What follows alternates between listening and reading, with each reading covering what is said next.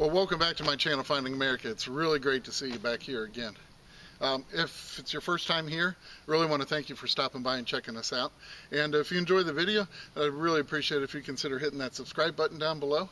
And also, if you're a subscriber, I've got a little favor to ask of you too. As our channel has been growing and continues to grow, we'll be able to do more things with YouTube, and we'll be able to put out more videos. So I'd just like to ask the people that are subscribers to do me a huge favor and just mention our channel to one friend and tell them about us, and we'd love to have them join our channel as well. Now this video, I just decided I really wanted to go and find a really old town to hunt in, and in hopes of getting some colonial or Civil War or anything early American. So I found a town that was settled in 1755 and wasn't too far away from us. So Chris and I headed out there Sunday, and boy, we're both glad we did. It was definitely a good call. We found some really cool items, and towards the end of the hunt, Chris made his best Civil War find ever, and one of his big bucket listers as well. So I really hope you enjoy this video, because Chris and I, we had a heck of a day finding America.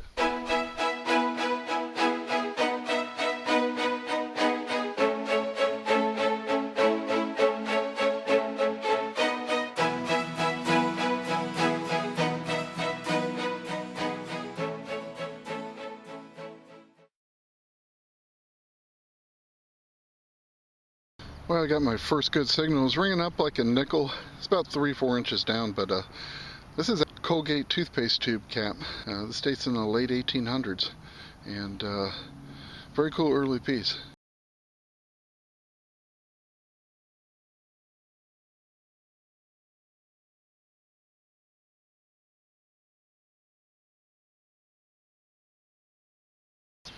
So I got about a 1039, 1139 dug down, about 4 inches. Got a pretty cool pin right here. Looks like a heart with little rhinestones and wings on either side. So, hey, we'll take it. Kind of cool little piece.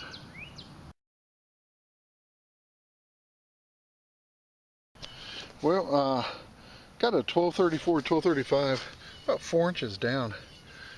And when I dug it, I saw this part sticking out, and then when I got it out, I got this. And honestly, I have no idea what that is. I thought maybe scissor handles, but it almost looks hand wrought. Very unusual piece. Anyone has any ideas on this, I would definitely like to know. We're in a town that dates back to the 1780s. The first inhabitants were 1750, so this definitely looks like it has some age to it, but I just don't know what it is. Very cool though. Very happy with that. Well, I wasn't completely sure, but I was pretty certain that I'd found a portion of a handle of a very early pair of scissors. Wow, but that dog leg coming off that handle was throwing me for a loop. But after some research, I soon discovered that I'd found a very early pair of candle snuffing scissors. Now, these scissors were used to trim the wick and keep the wick from falling into the candle as it burned. And when it did that, it caused a large uncontrolled flame. Then when they used those scissors and the scissors closed over that wick, the candle was automatically snuffed out, and at the same time, the used portion of the wick was trimmed into the box. And those dog legs that came over the handle that had me a little bit confused, those actually kept those scissors off the table when it was sitting, and that way there was no damage to the table from the heat of the burning wick. By the year 1820, they'd invented candles that they called snuffless candles. Now, these candles had a wick that consumed itself as it burned, and this made candle snuffing scissors quickly obsolete. Well, I just got a really cool find. It was ringing really high, like 1247, 1248. Kind of had a feeling it was either going to be big silver or a ring, but it was really deep, about 8-9 inches. And I finally got it out, and I definitely have a ring. So to get you can take a look at it there, and wow, I'm not sure if it's silver or not, but definitely has some nice design on it. Used to have a stone, but yeah, I'll clean this up and get get you a little better look at it here. That's awesome. Man, that thing was way down there. Oh, there it is. It's missing the stone. I checked the hole for it, but I couldn't find it in there. But definitely has some neat design on it. I'd say it's a men's ring, and probably 20s or 30s. Really cool. I love the design on it. So, that's a great find. Definitely happy with that. I'll tell you what, this signal, I mean, if you're going by numbers, it was pure garbage. It was ringing up iron, it would not budge up. But the tone sounded so good, so I went ahead and dug it. Man, am I glad I did. Because I'll tell you what, I just popped an Indian head. It's pretty thin for some reason. It's got a little wear, but definitely a nice green patina. And I don't even know what year it is. Definitely 1800s. I just need to, let me clean this up a little bit and we'll see what year we got. But that's awesome. I mean, absolute garbage signal. Definitely masked by something. Well, she is very worn, but I can make out the date. It looks to be 1882. So that is awesome. And yeah, I tell you what, I'm glad I dug that iron signal. It just had a great tone. Sometimes you have to ignore the numbers. Well, Chris called me over. I had just found my Indian head, and he called me over and says, I got something cool too. This was geek out worthy. This is neat. Oh boy. Oh, man, that is killer. The nation's finest. World War I to World War II. U.S.? Yeah, it does say U.S. in there. American Legion. It's a watch fob. Oh my gosh. Look at the eagle coming through. That is awesome. Let me save it. See, it's two hands shaking. Yeah, it is. World War I. On the sleeves of each arm, it says World War I over here and World War II. And it's the veterans from both World Wars coming together, shaking hands. That is too cool. And joining the American Legion. That is awesome. Another one pretty shallow. Rang up like an Indian. That's amazing. As big as it is, you would have thought that would have been $50. All that iron in here, I guess. Well, I'll tell you what, that is an awesome find. We'll get this cleaned up and give you a better look at it. Very happy. Oh yeah, I would be.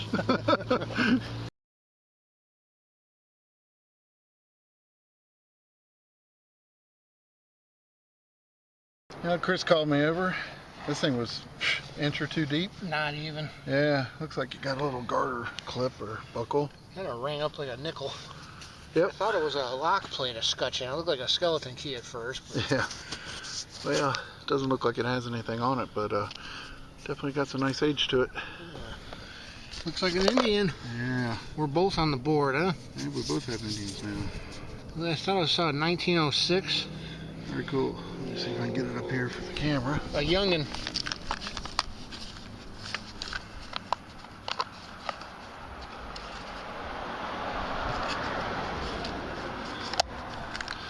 Yep, looks like 1906. Nice green patina.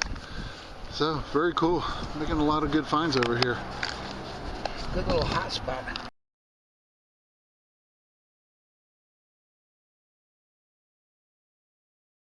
Okay, Chris called me over. I was hunting next to him here, and he got something awesome. It was really cool. I don't know. We thought it was like the for slender fingers, a thimble. A long. If that is a thimble, I've never seen one. That's an inch and a half. Yeah, it's bizarre. And at the top, what's it got? A horseshoe and an upside down four-leaf clover. Yeah. So it's kind of a good look on the end of it. Something, and it's got fancy all around the bottom. Yeah, except it's not perforated, it's just lined, and but it has that band like a thimble would. So I have no idea what this is, but very cool. Definitely has some age to it. We'll get it cleaned up so you can get a better look at it for yourself.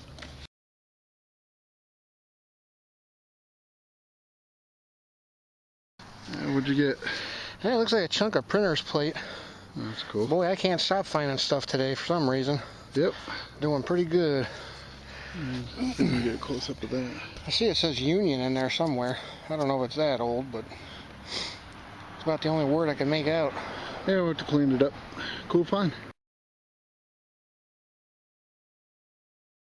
Well, here's another find barely under the surface that Chris made. Called me over, and what do you got, bud? Thought it was another Indian, as green as she was. Oh yeah. It's just a 1910 Wheatie. Cool. Pretty close. Second year Lincoln, huh? Yep. I know Chris hasn't found a 1909 yet. Nope. He almost got it. Here's another one Chris got. I'll go ahead and just pick this one up for you. It's There's another early weedy. It's probably about 6-7 feet from the 1910. We got a 1925. Boy, a lot of signals here. Definitely not been hunted. Well, I got a quarter signal, and I dug and dug, almost a foot down, and I saw this end sticking out, and I was like, what the heck is that? And I kept digging, and now I know what it is. It's a big window weight. So we're on the site of a very old house. These window weights would be in the walls. They'd have ropes on them. And, but yeah, very cool find. I like that.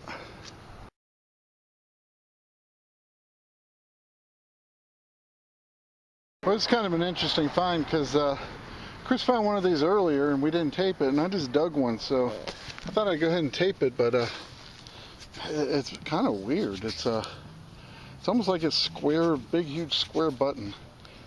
I don't know if you can see if I can get the light here. It's very sunny today. Won't complain about that. But it's got 2 holes in the center, just like a button would, and it's concave. Appears to be brass or copper, but pretty cool piece. I'll get a picture of it and let you see what it looks like a little bit better, but pretty bizarre. I'm not really sure what it is.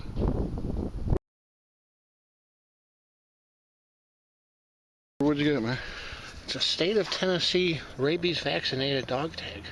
I'll be darned. From 1952. That's cool. It's kind of weird. It's got double holes on it. Take a look here and get a little close up for him. That's pretty cool. It's a different shape than we're used to. Yeah. Let's see if I can get a focus on that. There you go. All right, we'll get that cleaned up and get a picture up so you can see it a little bit better. But that's a great find. I've never seen one quite that shape before. Yeah, it's different.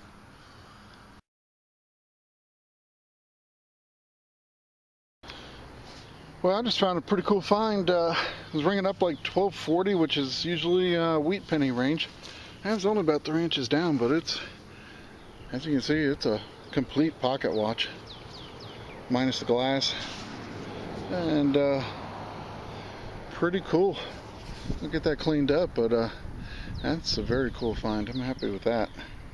See if I can get any information off it once I get it cleaned up. Very neat place.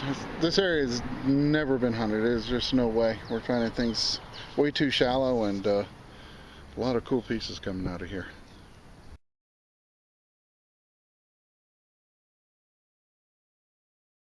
Well, this find turned out to be Chris's best find of the day, best find of the year so far, and we didn't fully realize it until later. But it turned out to be an absolutely incredible find. Oh, Chris called me over. He said he got something pretty darn cool. I'm sure you can see it just like I can. I wish you would have caught my excitement when I first pulled it out. Yeah, I was look at that. Down the street when he pulled this up. Look at that. I must have hit it on the side. There's copper showing through. Oh, that is a massive sling buckle. Look at that thing. Wow. It's got fangs. That is an awesome buckle. I wonder if there's any green patina on it, or any kind of design, or yeah. Well, we'll get it cleaned up and let you have a better look at this, man. That's an awesome find, though. That is cool. Very nice. Well, to be honest, Chris and I really didn't realize what he had found at first. We'd never dug one of those before. We just assumed that it's a really cool early buckle. But I did a little bit of research on it a couple days later and found out that Chris had actually hit the mother lode there. He had found a genuine Confederate Georgia frame waist belt buckle that was made in Macon, Georgia during the Civil War for the enlisted Confederate soldiers. Well, these buckles are extremely rare to find. There weren't a whole lot of them made, and as with any Confederate relic, very scarce. So I couldn't wait, so I gave Chris a call at work and asked him if he was sitting down. And I think he had a clue I was going to give him some pretty good news. But I told him he'd found his first Confederate buckle, and man, he was definitely over the moon with that one.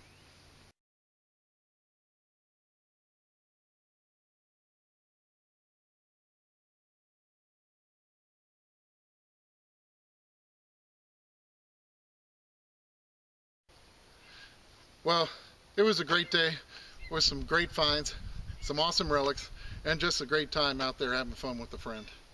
Now before you guys take off, if you'll just spare me one more minute and check out the historic photos I have coming up next, I'd really appreciate it. Now remember, history makes a find a treasure, and we'll see you next week on Finding America.